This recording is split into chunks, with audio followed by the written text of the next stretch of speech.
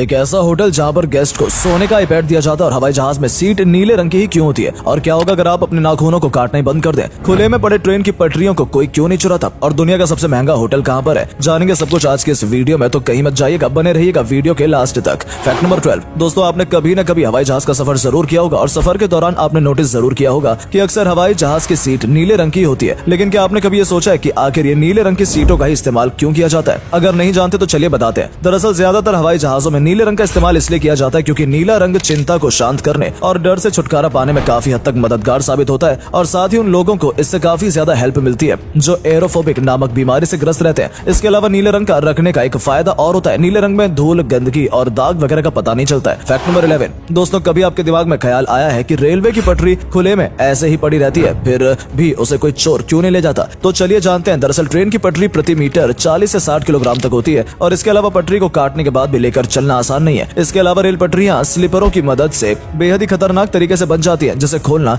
सबके बस की बात नहीं होती है, और ये अमानवीय कानूनी गतिविधियों को अपनाती है और सुरक्षा उच्च होती है। रेलवे सुरक्षा बल और नियम ने अपनी सुरक्षा प्रणाली को मजबूत बनाया है ताकि इस प्रकार की घटनाएं रोकी जा सके। Fact number 10। आप लोग टूथपिक का इस्तेमाल तो करते होंगे। अक्सर दांत में फंसी चीजों को निकालने के लिए टूथपिक का इस्तेमाल किया जाता है, लेकिन क्या आपने कभी यह सोचा है कि टूथपिक के ऊपरी हिस्से पर डिजाइन क्यों बनी होती है? आखिर डिजाइन बनाने का मतलब क्या होता है? तो दोस्तों, आपको जानकर हैरानी होगी कि केवल डिजाइन नहीं होता बल्कि टूथपिक होल्डर की तरह काम करता है। टूथपिक के ऊपर वाले हिस्से को तोड़कर मुंह में इस्तेमाल होने वाले हिस्से को इस्तेमाल करने के बाद उसके ऊपर रखते हैं ताकि टूथपिक गंदी ना हो और बाद में फिर से इस्तेमाल हो सके। Fact number 9। क्या आप जानते हैं कि दुनिया का सबसे पहला 7 स्टार होटल कौन सा और कहाँ है? तो हम आपको बता दें कि दुनिया का सबसे पहला 7 स्टार होटल दुबई में है, जिसका नाम बुर्ज अल अरब है। और क्या आपको ये पता है कि आखिर क्या खास बात है इस होटल में जो कि इसे 7 स्टार रेटिंग दी गई है? तो आपको जानकर हैरानी होगी, बुर्ज अल अरब में विजिट करने वाले सारे विजिटर्स को 24 कैरेट गोल्ड प्लेटिंग टैब इस्तेमाल करने के लिए दिया जाता है। इस होटल को देखकर आपको महल की याद आ जाएगी। इस होटल में खंबे से लेकर दरवाजे के हैंडल तक सोने की परत चढ़ी है। कमरे की अलमारी यहाँ तक कि बाथरूम में भी सोने की कारीगरी की गई है। होटल की ऊंचाई 321 मीटर और समुद्र के अंदर 148 फीट है। Fact number 8। ओलंपिक और कॉमनवेल्थ गेम के बारे में आपने सुना ही होगा। नॉर्मल लोगों के लिए ये गेम तो होता ही है, लेकिन फिजिकली या मेंटली डिसेबल लोगों के लिए भी इस गेम का आयोजन किया जाता है ताकि जो लोग फिजिकली या मेंटली डिसेबल हैं वो लोग भी अपनी लाइफ एंजॉय कर सके, एक नाम बना सके और रिस्पेक्ट के साथ जी सके। ऐसे साल 2000 में स्पेन की टीम डिसेबल बास्केटबॉल मैच जीत गई,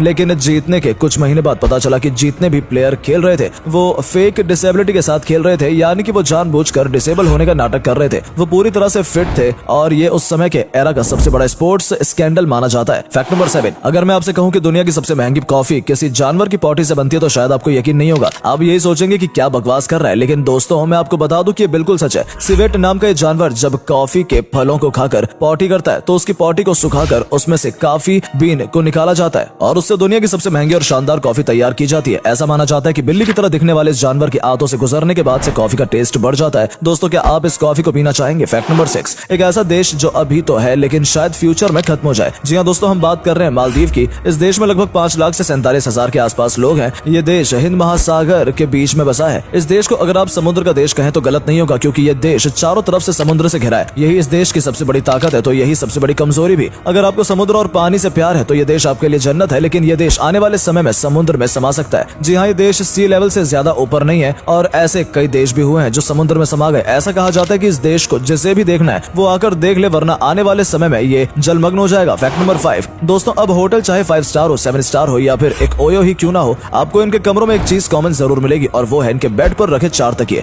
लेकिन क्या आज से पहले आपके दिमाग में यह ख्याल आया है कि होटल के कमरों में 4 तकिए ही क्यों रखे होते हैं? 2 या 3 क्यों नहीं? दरअसल यह सारा मामला गेस्ट को कंफर्टेबल फील कराने के लिए होता है। कई लोग ऐसे होते हैं जिन्हें सोते वक्त 2 तकिए लेकर सोने की आदत होती है, इसलिए होटल वाले रूम में 2 के बजाय 4 तकिए रखे होते हैं ताकि अगर 2 गेस्ट आए हों और दोनों को ही 2 तकिए लेकर सोने की आदत हो तो उन्हें कोई प्रॉब्लम ना हो। और जब गेस्ट अपने रूम में 4 तकिए देखता है तो उसको लग्जरियस फील होता है, इसलिए होटल वाले 4 तकिए रखते हैं। Fact number 4। अगर मैं आपसे कहूं कि नील आर्मस्ट्रांग, राकेश शर्मा और माइकल कॉल्स ने कॉमन क्या है, तो शायद आप यही कहेंगे कि ये सारे एस्ट्रोनॉट्स हैं और स्पेस में जा चुके हैं। लेकिन इसके अलावा एक और बात है जो इन सब में कॉमन है, तो शायद जो बहुत कम लोगों को पता होगी कि ये सारे एस्ट्रोनॉट्स एयरफोर्स पायलट रह चुके हैं। जी हाँ, आज तक जितने लोग स्पेस में गए हैं उनमें से ज्यादातर लोगों का एयरफोर्स से संबंध है। ऐसे में ये सवाल आता है कि स्पेस एजेंसियां अपने स्पेस मिशन के लिए एयरफोर्स वालों को ही क्यों चुनती हैं, आर्मी या फिर नेवी ऑफिसर को क्यों नहीं? तो दरअसल जब एक रॉकेट स्पेस में जाता है तो उसमें बैठे इंसान को 6G फोर्स यानी कि गुरुत्वाकर्षण बल का सामना करना पड़ता है, और आम इंसान केवल 3G फोर्स तक खुद को संभाल कर रख सकता है, उसके बाद बेहोश हो जाता है। लेकिन वहीं एक एयरफोर्स पायलट को एक जेट उड़ाने में 4G 5G फोर्स फोर्स झेलना पड़ता है, इसलिए एक एयरफोर्स ऑफिसर को भेजा जाता है क्योंकि ये 6G फोर्स आसानी से झेल सकते हैं। फैक्ट नंबर 3, दोस्तों कभी कभी ऐसी सिचुएशन आती है कि जब हमारे रोंगटे खड़े हो जाते हैं या गूज़बम्प्स आ जाते हैं, लेकिन क्या आपने कभी ये सोचा है कि आखिर ये होता क्यों है? दरअसल जब आप कोई डरावनी मूवी देख रहे होते हैं या फिर किसी पार्टी में ज्यादा शोर हो रहा होता है